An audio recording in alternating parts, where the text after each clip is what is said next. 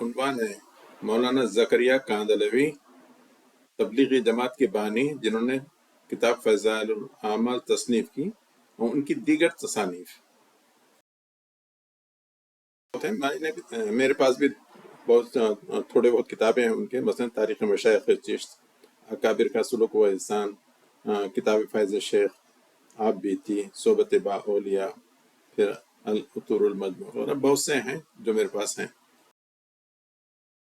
ہوا ہاں، اس میں جو ہے نا اپنے زکریا کاندھلوی صاحب رسول اکرم صلی اللہ علیہ وسلم کے نعلین یعنی ان کے جوتے کے نقش کے فضائل بیان کرتے ہیں، اور اس نقشے سے کس طرح فائدہ اور برکت حاصل کی جائے۔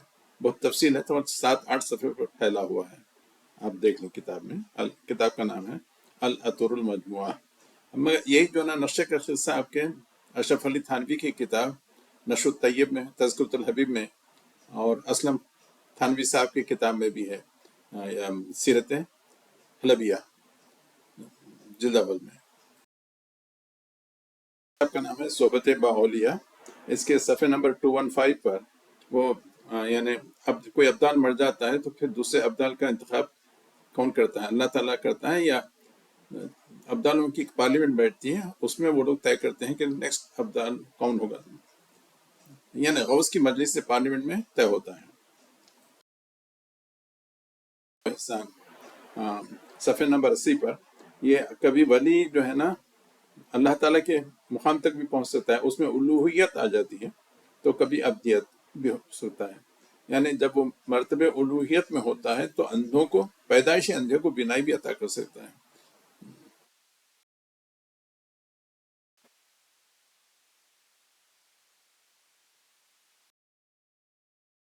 اندھے کو اس کی ماں لے کر آئی، تو وہ جو صاحب تھے وہ کہہ رہے تھے کہ نہیں، یہ تو جو ہے نا اندھے کو بینا کرنے کا کام حضرت عیسیٰ کا تھا، میں نہیں کر سکتا۔ تو خیر وہ جب واپس جا رہے تھے تو ان کو غیب سے آواز آئی، نہیں جا کے کر۔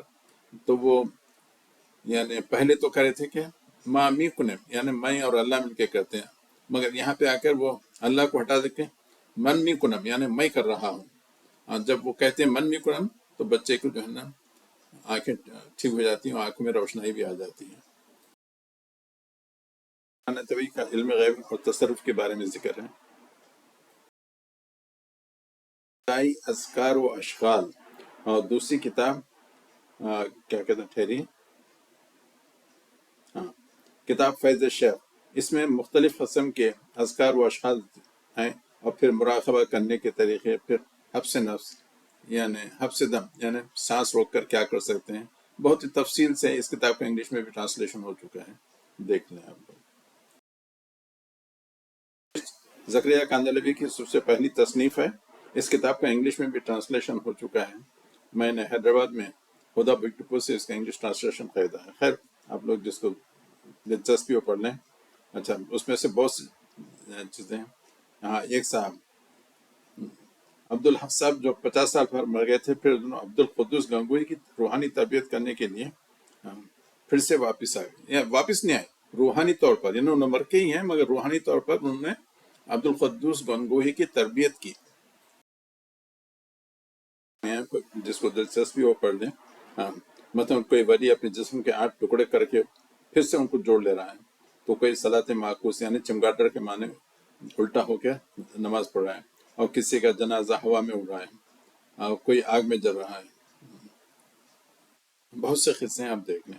اور یہ یعنی معمولی قصے نہیں ہیں، ان کو دیکھ کے جو ہے نا کفار نے اسلام بھی لے آئے، یعنی مسلمان بھی ہو گئے یہ کرامتیں دیکھ کے۔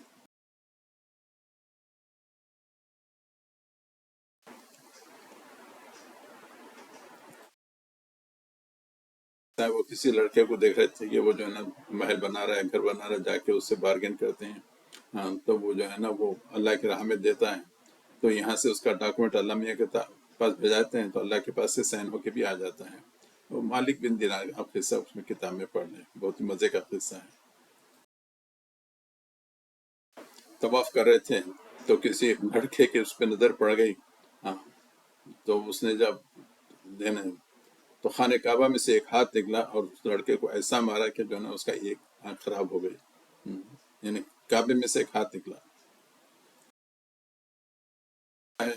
کہ جب وہ حج کو گئے، حج کو نہیں، جب وہ روزے مبارک پہ گئے تو رسول اللہ صلی اللہ علیہ وسلم کا ہاتھ اس میں سے نکلا، خبر میں سے نکلا، جس کو انہوں نے بوسہ دیا.